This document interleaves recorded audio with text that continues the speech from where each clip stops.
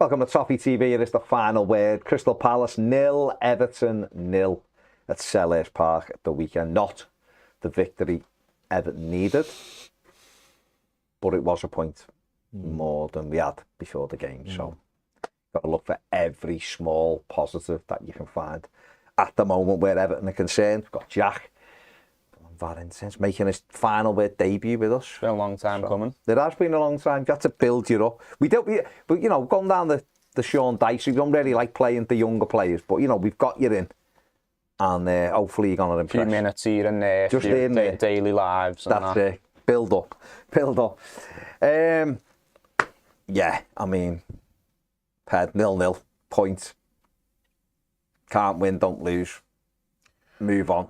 I think we're running out of. Yeah, we are. I think we are running out of those games, aren't we? If you can't, maybe that's been the whole. Can't win, go down. That's been the whole Sean Dyche ethos, and I don't think it's really worked, if I'm honest. Because other teams have been winning instead of losing games, or picking up a point. Sorry, and that ethos has got us in the bottom three. I think this was a game following on from the Fulham game where there had to be some encouragement.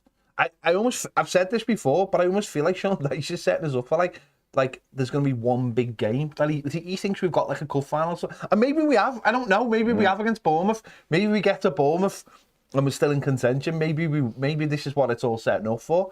But I just feel like in this game in particular, after about an hour, Palace were bored, and it was so much there for the taking. And you're thinking if we could just get a goal, get a little bit of head of steam, change something, maybe change bring Patterson on, you know, and make a sub either there just to get us going a little bit, and we didn't, and it went very flat, including the sending off. So a big opportunity missed, I'd say. And how many more of them are we gonna get? Yeah, absolutely, Jack. I mean, do you feel the same way, or do you see it differently? Because I think in isolation, it's actually not a bad point. They'd won 3 on the run. We've gone there, kept the clean sheet.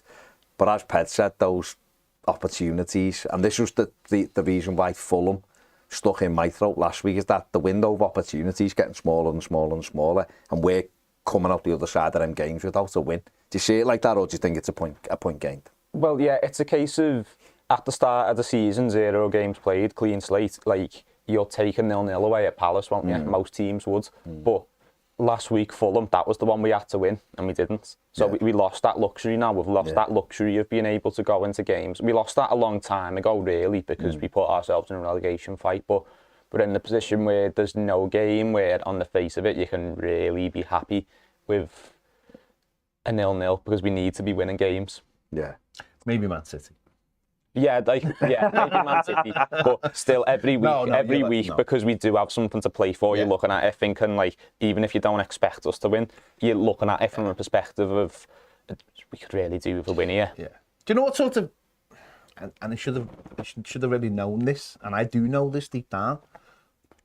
But on Saturday, I just wasn't angry at all. I just looked at the game and I just thought, that's Everton. That's as good as we are. Like, there's no point getting angry, is there, about anything, about not scoring or whatever. I just watched the game, and when it finished, just like, that's as good as we are. We're like that every week. We don't make chances. We don't have any kind of sustained pressure. We have zero way of playing. Like, there is no game plan at all. By the way, that's nothing to do with Sean Dyche. I understand what he's tried to do. He hasn't got like an attacking style. What he's tried to do is come in, organises, maybe nick a goal off a set piece. He's been obviously the same as us, trying to hope that Dominic Calvert-Lewin make an influence. He's lost the core, which is huge, and has basically lost his mind in the last 3 games, trying to replace him. Yeah. But when that game finished, I just thought, that's exactly who we are. We are now the lowest goal scoring team in the Premier League. You know, after Southampton got 3 and you know, when Forest got 2. Forest got 2. And I thought, this is who we are. We're not any better than... There's no point getting angry about those games, because all you can ask for is 100% effort. And I think for the most part, we probably got that. You know, I don't know. There might have been moments where people could have done more, but it's not worth getting angry. That's who they are. This is who we are. We're not better. You are getting the maximum ability. We are most getting the of maximum these players, ability. aren't you? You That's the are, annoying unless thing. there's and you have got obviously Decore and Onana to have back in that midfield, and that will add something to it. And hopefully, 90 minutes under Dominic Calvert-Lewin's bench will belt will add something more to that. See where my mind goes straight to bench when I think of Dominic Calvert-Lewin. But there's no point really getting angry and getting upset about those performances. That's as good as we are with the players available to the manager right now. Yeah, I mean, I think obviously the plus was having Dom back. I didn't get the Holgate thing. Just seems a bit self-sabotage at times. I think in the last 3 games with Dyche, I just don't understand this thinking. I really don't. Some people can agree, disagree, whatever. I'm not really that arsed because at the moment I just look at it and go, why are you making your job almost harder by playing players that shouldn't be in that team? Holgate's come from nowhere and is back in the side right when we've got a right back. People can go, oh, well, for the more defensive out. Yeah, not having it. We've got to win games of football. I think if you're in the early part of the season, no problem. Go and, like you said before, go and get a point and we move on. We'd be all go. If this was October, November, December, we go, all right, decent points at Palace, 0-0. Can we win our own game? Whatever. I just think we're running out of games. Other teams are going for it and you're seeing results. Why are you seeing Bournemouth win at Spurs in injury time 1 week and get bounced 4-0 at home the next week? And we're seeing Forest almost nick and should have nicked the draw at Anfield at the bar at the end. Would have been 3-3. Southampton with 3-1 up going into injury time. Or Arsenal.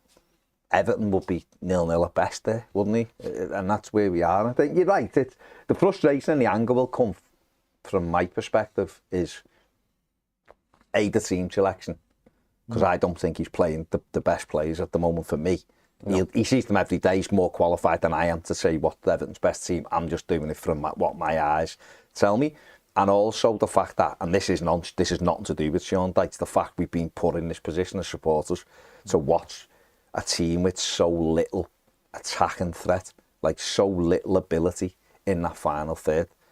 And that's where the frustration comes from me. But it was a plus to have Dom back, and I thought for most of the time he looked quite good, really, considering he hasn't played for 12 weeks, 11 weeks. So yeah, he was fine. And he didn't have much service, so you're limited in what he can do. And obviously he had that chance. He did well to put himself in that position. It was a good turn.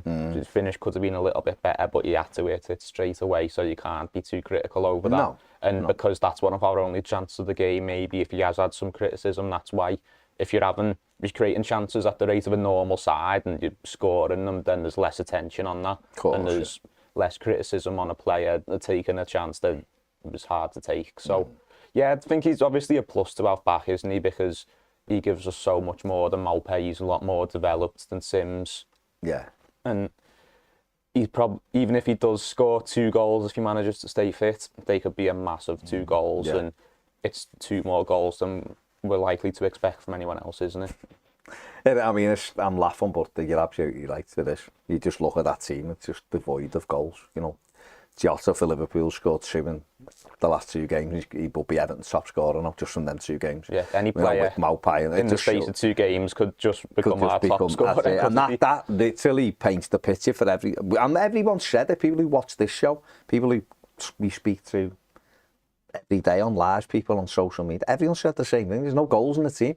If you keep taking goals from the team, every game becomes twice as hard because you've got no threat at all. That's why teams who have got the goal scorers have give themselves a fighting chance. For me, I look at it and go, if Everton survived this season, it's almost a miracle because we played the whole season without a striker, really.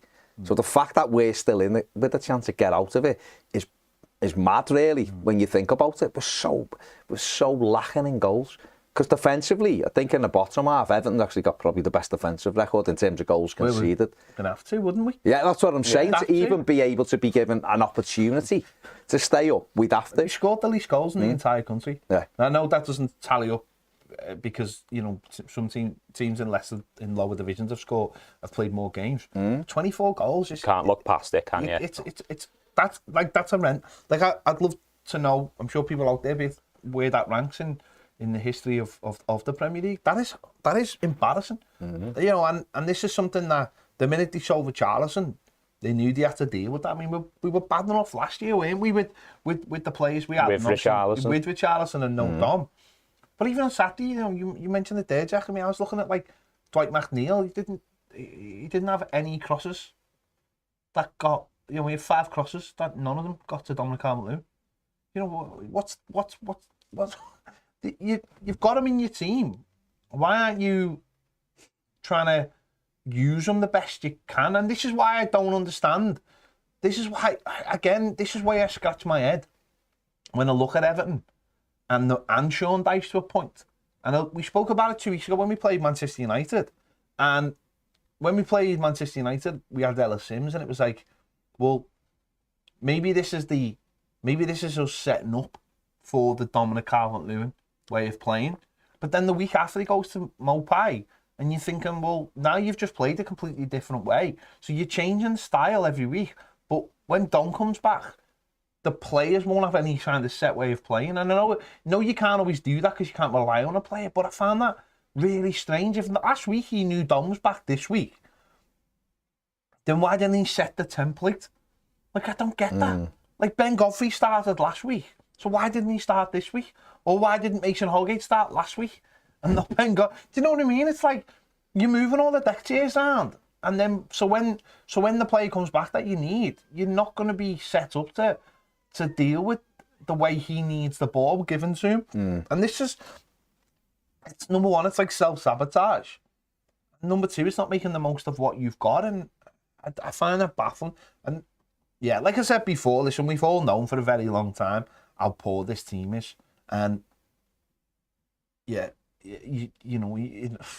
defensively, we have to have something about us. And it is something you can take from the game and say, well, at least, Pickford, I think, has to make one save where he's pushed it wide in the second half.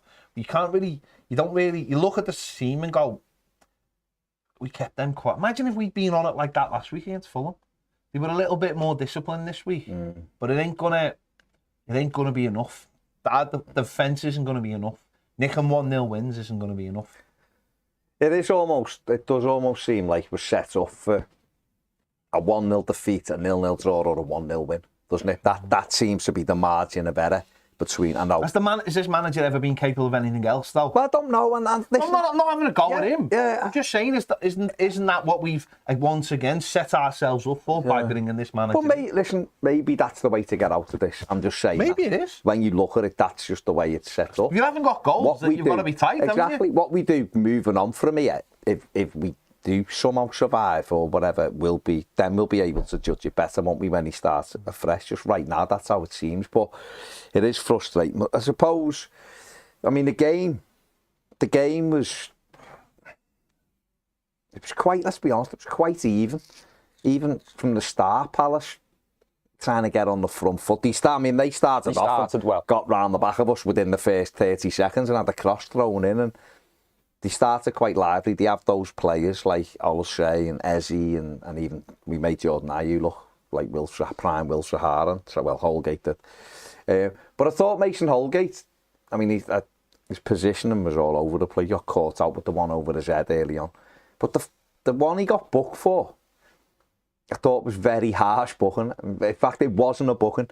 He just pushed him as the running for the ball, and obviously the referee books him. But there was 2 after it that he could have got booked for in the first half, and they were almost targeting him then once he'd had the booking. And I just felt watching it from that perspective, and this was one of the things that surprised me, was that I'm watching it with my dad and my mate, and we're like, he ain't lasting this game. There ain't a chance that Holgate survives the game. Everyone could see it. So when he got to half time, we were like, he'll be off at half time. It'll either be Godfrey or Patterson will be on the right back second half. So I was a bit surprised at Dyche's naivety that he thought Holgate would get away with it. But from an attacking sense, Everton had Dom had the one with his shoulders, didn't he? The jumps. He done well, actually. He got him, but he hit his shoulder. He had the other one, the nice little 1-2, and he hit it, and keeper saved it. We got into some decent areas. Iwobi's hit a good shot, which Johnston's made a good save from. And we looked like we were, McNeil's had one, so we got into the right areas, but it's that decision making in the final third again, isn't it? you're never convinced they're going to carve something out clear cut. Because there's no natural finishers in the team other than Calvert-Lewin, really. But outside of that, none of these players are experienced goal scorers. It's not what they do. And, you know, we're trying to make it up slowly. With McNeil's got a couple, Gray's got a couple, and that's how we're trying to make it up, and that's how we're trying to survive. And you can do that, and you can probably do that quite well. Not that we are, but we've seen teams do it before where they can just make up the goals of a few players all chipping in. They don't have the mindset or the quality for it. They're not natural goal scorers. They don't feel comfortable in those situations. And you mentioned the Iwobi shot. He's a player who needs to be scoring more because he's, you know, he's our attacking midfielder, isn't he? And like, even though he didn't score, it was made up he took that shot, because so often we'd see him not take that. We'd see him try and take a touch and play it over the top, or then try and shoot. And that's what we need a little bit more of, just going for it, getting on top of teams. You see other teams just players hitting shots from 30 at top corners and everything, don't you? Ours where we still want to take touches and play it wide. It has got, we have put more crosses and we have had more shots and Dyke's coming. That is a fact. For everyone watching, you know, people might be shouting at the screen. Oh, we have. It's a stat. You know, we're up in the top 10 for chances created since he come in, or more attacking threat since he come in. But defensively, we are in the bottom 2 or 3 because we have. At the other end, give it up. That wasn't necessarily the case at the weekend, but it was a game where I'm watching it and I'm thinking, this game's here. This game is here for the taking. We're not massively under the cosh. The Palace fans were like singing and all, but it wasn't like a thing where you're thinking, there's a wave after wave, it's coming here. I was a bit disappointed at half time. I was massively disappointed. Like, I think at half time, you're right, he should have took Holgate off. And he had options, and I'd have looked at the situation and maybe thought of bringing Patterson on, but he looks like he's made his mind up about Patterson, which is, I find quite pathetic, if I'm honest. I find it pathetic when managers do things like this. It goes back to like the Yeremina thing of, because you might need him. You might need him to come in and do a job. And if you've almost dismissed them in a way, then what level, confidence level is the player going to be at? But second half, I thought it was there for the taking, to be honest. You could hear the crowd, our fans singing after about an hour. That's all you could hear. And that should galvanise you and say, well, you know, we're going to grab hold of this game now, almost treat it like a home game, because why not? It's there to be taken. Their fans weren't that arsed. They know they're safe. You know, that Roy Hodgson will have been looking at it thinking, well, I'll probably take a point here. I don't need to win it, and he's a risk-averse manager as well. And it just disappointed me. But at the same time, what you do, what are the options you've really got? Throw another striker on, and maybe lose the point you're going to win. You don't take Dom off, of course. In fact, I don't even know why he took Dom off. It was too late, wasn't it? Yeah, I don't know why he took him off. Dom was shaking his head as well. He was fine, wasn't he? I just think it needed those players on the pitch to step up. But unfortunately, we don't really have any real player who can grab hold of a game. Maybe the core, I think, probably could have seized that opportunity, but obviously he wasn't there. But the three, because, I mean, it was like 4-2-3-1, wasn't it? I thought James Garner did all right, because he always wants to go forward. And I like the way he uses his body to get himself out of difficult situations. And he spreads the play quite well. He's always looking for the ball on the other side. He has a decent long ball, doesn't he? He's always looking for that opposite, you know, split. The switch, yeah. Those, I can't reiterate enough how bad those three are. Like, they literally burn my head out every single week. They are so ill-suited for each other. Neither of those... The three. Oh, the three. The three, Sorry, mate. Sorry, I don't need to name them. The three. They're so ill-suited to each other's games, it's incredible. Like... Gam. They just burn me head out. People about that. The mad thing is, out of the three, I like McNeil most. What have you done to me? What have you done to me? Right. Because at least he looks like he's given everything. But they're so ill-suited to each other. Like... Damari Gray must be the only player with pace who doesn't use his pace. Like he'll like just stop it. No, what I like that Eze and Elise. Yeah. Like the way what I really like about them is, and I who bought into it was, they commit players. And the amount of times they want to get round the back of the fullback and go along the byline, whereas Damari Gray would never do that. Yeah, has got the pace to do that. He annoys me so much. He likes a wide step over Gray. Really annoys. I mean, his heat map, he's basically standing in the same place. A big spot, 10 yards, 15 yards down the right-hand side. Iwobi is just like, I don't know what he is. I'll never know what he is. I'll never understand him as a footballer. Talent, yes. Drive and motivation, none. None whatsoever. He can go on as many podcasts as he wants and tell people he has got no ambition or drive during the game at all. There's no, you never, every week, I think he's going to grab hold of a game by the scruff of the neck and go, I'm going to make this, call you, I'm making this all about me today. I'd love to see that. Never seen it once from him in Everton shirt. And McNeil is McNeil. He just gets the ball and just like tries to throw it in the box or do something. Fair play to him, works hard, very little quality. And the three of them just, but when you want, I mentioned this today about tomorrow, creative players, people are like, well, who are our creative players? They are supposed to be our creative players.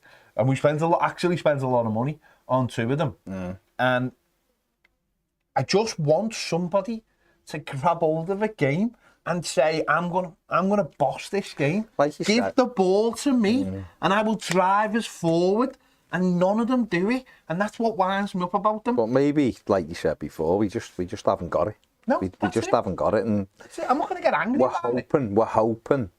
Damari Gray's got ability. We've seen it. We've seen it in flashes. He was 1.5 million because he doesn't do it. No, Leicester couldn't get in Leicester's team because he's not consistent. Sadly, we needed them almost to do what Richarlison did a year ago, which is I'll do it. Symbolically pick the blue flare up. Someone you can get behind. And he hasn't. Someone, you just want somebody at the football club to say, I'm going to own this. Have the bollocks to, like Richarlison did, to say, I'll get you out of this. You mentioned styles of play though, and not having a style of play. You've got three players there behind a striker who are all completely different players. You know, Gray's your more modern winger, likes to cut inside, always does it the same way. He's got a bit of pace. McNeil, a bit more old school, works very hard, but he's all about crosses into the box. And then Iwobi, very slow, likes it nice and easy, needs a lot of space to do his game. They're all completely different, so how can they play together? No. Like, but sometimes though you can have difference and they complement each other. That's it, isn't it? But ours don't. That takes quality as well. There's got to be also variations in the way they play though as well. Like someone like Iwobi will pick the ball up, and you never see him say, right, well, I'm gonna knock the ball past you and try and have you with pace, even though there's something. And we know we can run. Even though there's something there, you know. Damari Gray, it's always like a one-trick pony kind of thing. It's real. You know, they are the people you've got to rely on in these situations because it is about goals. It's scoring goals. We know to a point we can defend well. You know, the centre backs are okay. You know, Mikalenko defended all right, but never really did anything going forward. Garner sits in front of him, and then for what everybody, or for what some people think about Adissa Garner, very consistent. Always, just sits in front of the back. He's a bit loose on Saturday in possession, but he sits in front of the back four. So you know you've got the basis there, and then Jordan Pickford in goal. You know, again, level of consistency. So you know, from a defensive point of view, it's going to be enough to get you halfway up the table if you've got a couple of people putting the ball in the back of the net. And that, so you've got to demand more out of those people. We can pick holes every single week in defenders, or, you know, Mason Holgate, or, you know, whoever. That's just covering up the fact that the offensive players are bad. Poor. And why we've been absolutely like crying out for Dominic Calvert-Lewin. And I listened to the press conference afterwards, and it's fine Dice saying, well, we want to create a team ethos here because we want them all doing it. But you've got to hold your hands up, mate, and say they aren't capable. So, and I understand you would never say that to a fan base, go, well, it's all on Dominic Calvert-Lewin, because if he doesn't come back fit, or he picks up an injury because of the consistency, but you've got to at least, while he's not there, say, this is the way we're going to play till he comes back, because you're changing it every week for players who clearly haven't got the intelligence, football intelligence, to understand every different which way. I find that weird. I find that Sims, Mopai, Dominic Calvert-Lewin in the last 3 games. I find that really, really weird.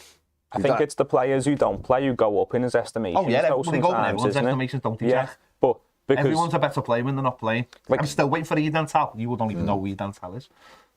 No, but no, but Holgate's like where's Holgate been? Holgate's been in the cold.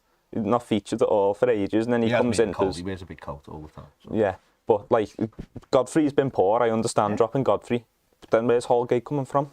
And then Holgate obviously can't play next week. Godfrey will probably be back in, or maybe it'll be Patterson. But the terrifying thing is, there is a right back there that started the season well. I understand Patterson isn't the greatest right back in the world defensively, but you know when he was playing for us early in the season, he had something about him, like a bit of drive that got the crowd going a little bit. And sometimes you have to play on those things as a manager. Sometimes you have to look past just what a game plan. Sometimes you got to.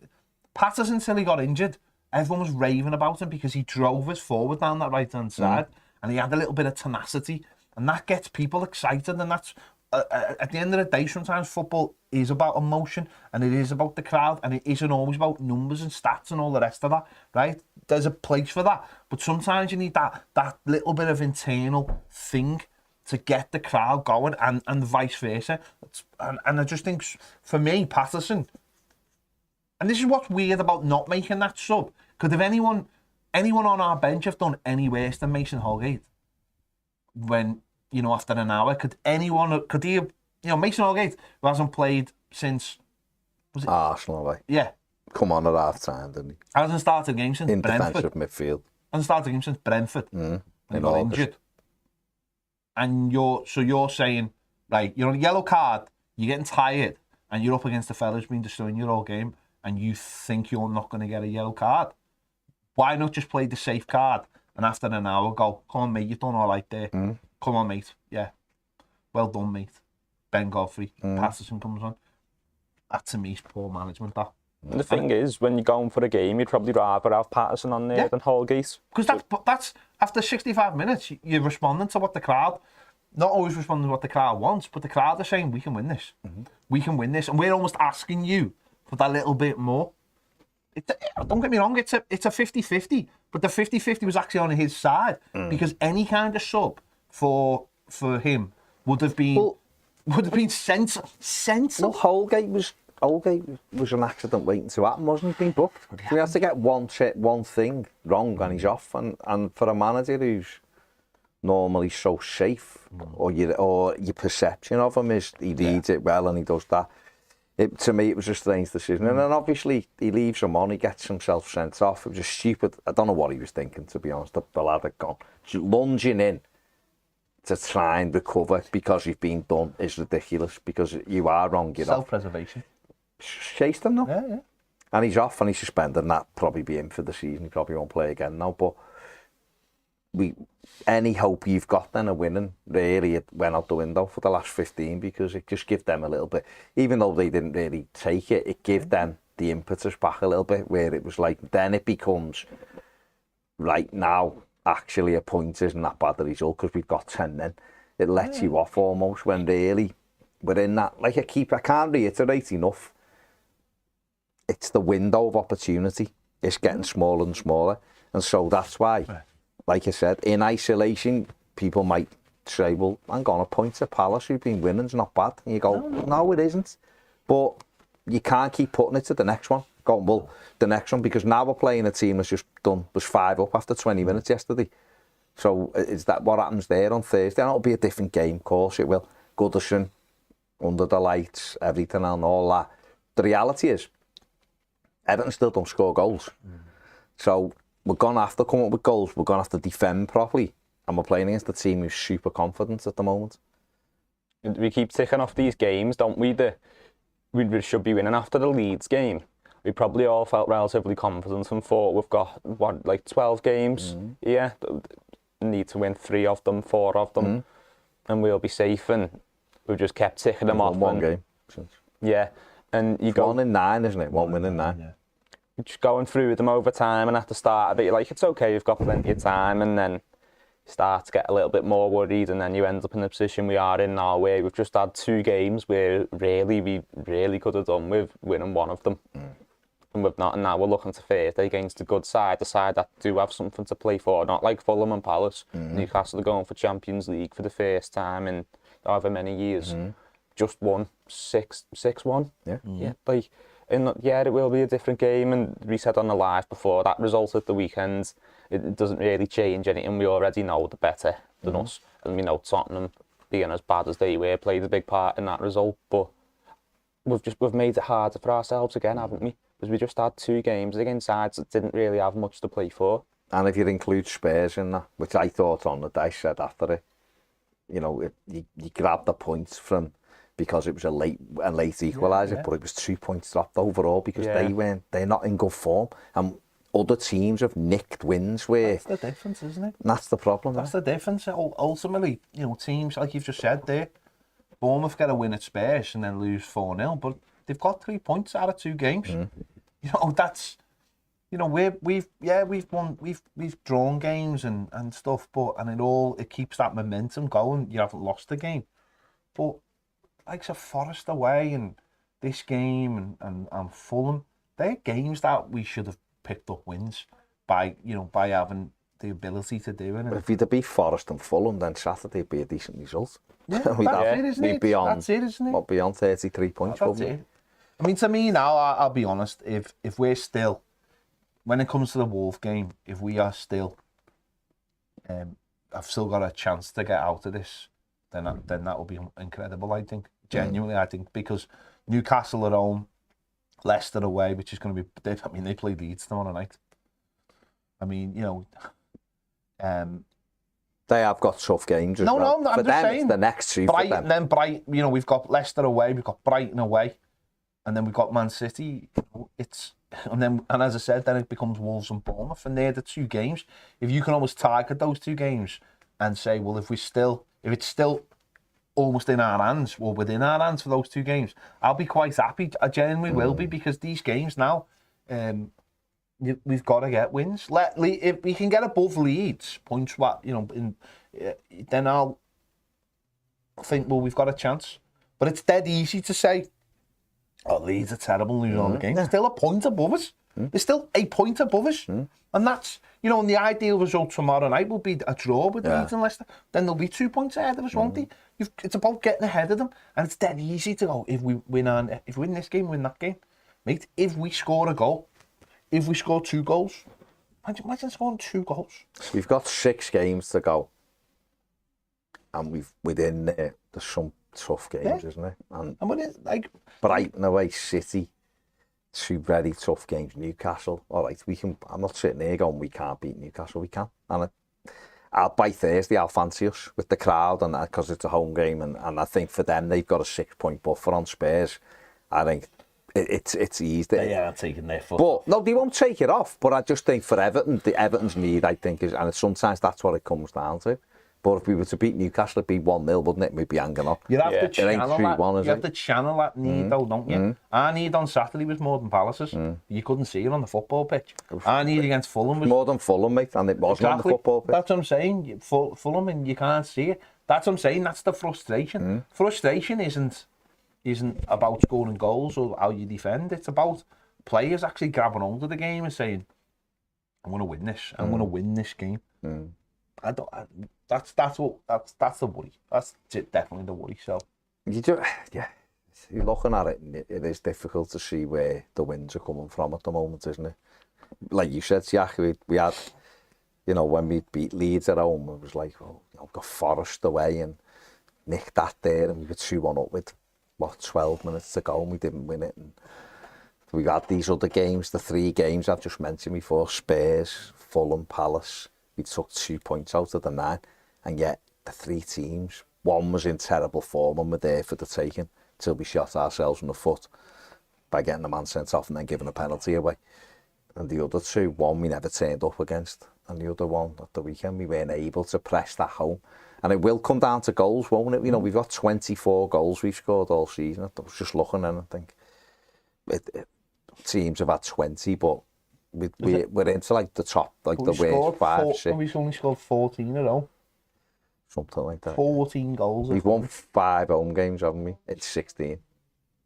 Well, you mentioned not knowing where wins are coming from. It's because we don't know how we win, because we don't know who's going to score. There's no one we can count on, and that's why, like, if I was Sean Dyche, I'd just be trying to look at how can I make this up in small amounts, and maybe that means playing Mina, because he's more of a threat from corners. You know, set pieces were, on paper, should be one of our biggest weapons. We've scored 1 under Dyche, haven't we? Arsenal. We scored since then from the set Chelsea with the knockdown stuff. But yeah, get Mina in the side. I know Keane was fine on the weekends and that, and maybe doesn't deserve to be dropped. And Sean Dyche definitely wasn't the type of manager who'd change a centre-back partnership after the clean sheet, so it's pointless even suggesting it. But you know, if it was up to me, I'd have him in the team. I'd have Patterson as well, because I think he'd give us slightly more going forward.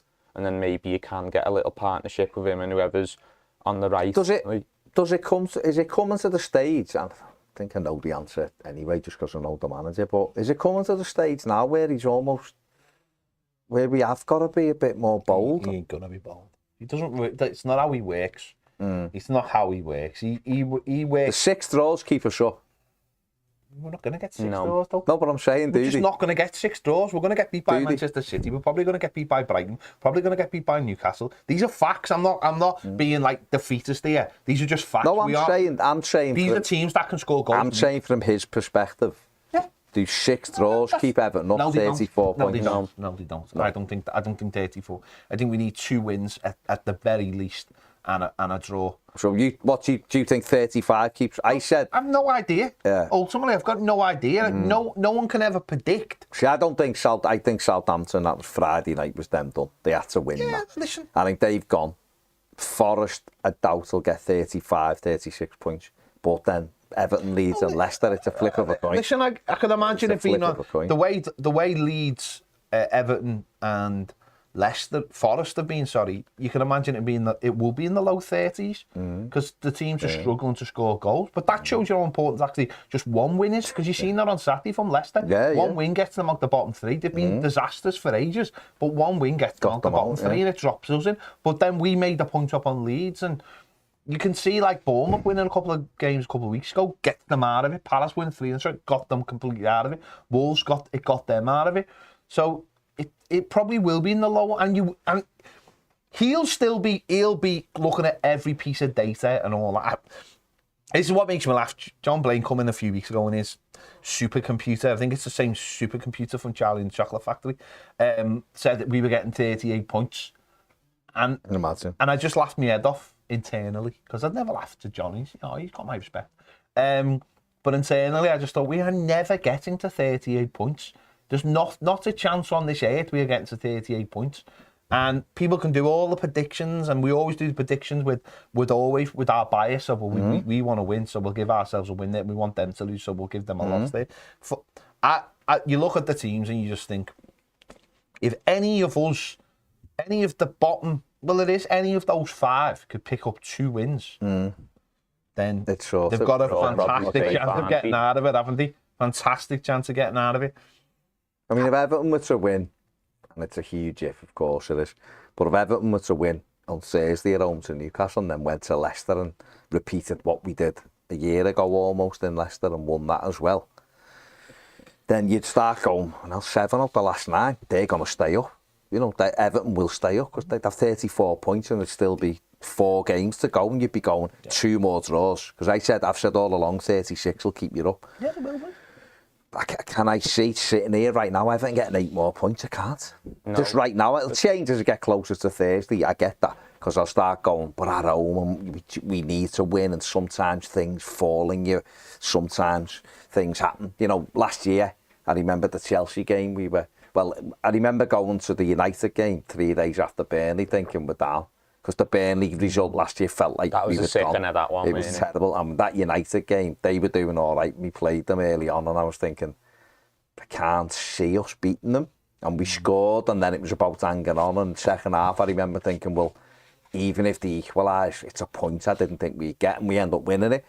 But then the day of the Chelsea game, we were 5 points adrift in the bottom 3, and we had Chelsea at home, and it was like, here we go again. And somehow we won the game. And then we won at Leicester the week, and all of a sudden we were out the bottom 3. So it can happen. the caveat to that is we had Richarlison last year who come up big. I know away at Leicester it was Michaelenko and Holgate. So it was, you know, two lads who didn't score and haven't scored since. So it can happen. But that like I keep saying, that window of opportunity for that to happen, it's almost now. And it's now. It's got to be now, because one thing we have said all along is Sean Dyche might just run out of games here. The X factor in all this, of course, is Dominic Calvert-Lewin. Yeah. He's the X factor in it, isn't he? Yeah. Barely had them all season. He's the X factor. No one, this is all based on watching an Everton team without him, isn't it? And he is now the X factor. He has to play every single game. Yeah. He has to basically play every minute of every game. Yeah. You know, there's none of this sort of, you wrap him in cotton wool between games. You make sure that he's fit and then he plays, and you look after him. But he's got to play every game. He's got to play nearly every minute. And actually, we're owed that. Not by him as such, but we are owed that. Which do a bit of good luck in that regard. That's what I'm saying. I'm not saying from him. I'm not saying he has to stay on. We are due that little bit of luck of at least give us our most important player for the last 6 games, and that goes for the likes of the core as well. Don't be an absolute dickhead. They are, regardless of anything, they're a different team with Calvert-Lewin, Decore and Onana in it. They just are. Yeah, they're a much stronger side. And even if none of them are particularly great players, they are such a massive upgrade on the players who've had to replace them in their absence, aren't they? So, look, the midfield. He had a happy blend. He had Onana, who was, you know, he's not amazing. He hasn't been amazing, but he has had games. You see without him. You've got Garner Gay next to him, and you've had Decore who's breaking into the box, and Decore had 2 goals and 2 assists in the last couple of games before he got sent off. He's been huge for us. So having them 2 backs massive, we've seen the difference Dom made at the weekend in his first game back in terms of just things like he's pulling them out on his chest and holding people up and laying it off, giving us a springboard to go from. So it does make a difference. And your iPad, we're looking at it and everything's burnt into your brain, like of playing so many games without Dominic Calvert-Lewin, that you look around and go, where's the goals? He is our centre. You know, last season he was decimated with injury, but he still come back and scored a couple of goals. He scored the most important goal of the season, didn't he? So if Dominic Calvert-Lewin was to rise at the far post twice and win us the game and get us 6 points, and then we could etch out another 2 draws somewhere. Yeah. You know, if we got 2-2-2 from the last 6 games, if that was our record, I think we'd probably just stay up with 36 points. Yeah, I think that'd be enough. But it's can we do it? Can we do it? That's the big thing. I think the reason why Calvert-Lewin is, you know, like he is our number 9, and like we should all be like rejoicing and happy that he's back, and we are all happy that he's back. But I think we all probably expect that he might not be as available as we'd like him to be, as we need him to be. And like it's not his fault at all. Like if his body doesn't agree with him, that's not up to him. But it's hard to, the one thing that we can count on, the person who we're looking at as our saviour, like statistically he gets injured a lot. The other side of it is Dominic Calvert-Lewin isn't Richarlison. He doesn't go running around the pitch looking for the ball. He doesn't sort of pop up, and he is what he is. He actually relies massively on the service he gets. So it's up to those 3 players who play behind him, or the 2 players, whatever it is, to create opportunities for him. And even if that's or create scenarios for him, even if it's Jordan Pickford bringing them down the pitch to him, and someone else gets the flick on that, creates an opportunity. Yeah. He's not the kind of player who can do it on his own. He needs people to create opportunities. And if that means Dwight McNeil puts in 12 crosses a game, which is the reason why we bought him, apparently, then start doing it. Because he'll need service. Yeah. And if he understands he's getting that service, then he can create opportunities. And we can get people in as well. Let's have a look at the stats from the game.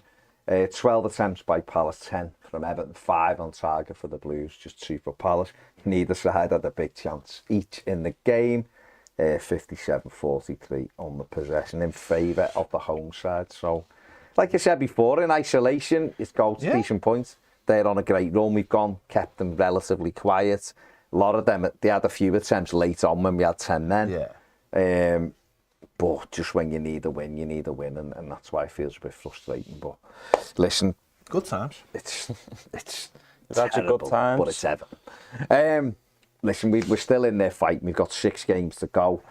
We need probably 8 points from them 6 games. So let's see if we can almost somehow etch out half points from the games and get through. If we can, we'll live to fight another day. And if we can't, it's Sims Cannon. Duo up front and 32 wins next season. Then Kunku will finally get a game. And Kunku. Yeah, you never know. Great times. Right, we're going to carry on Toffee TV Premier. If you want to become a member, the link is in the description. The QR code will be on the screen in a minute. Otherwise, like the video, subscribe if you haven't, and we'll see you later.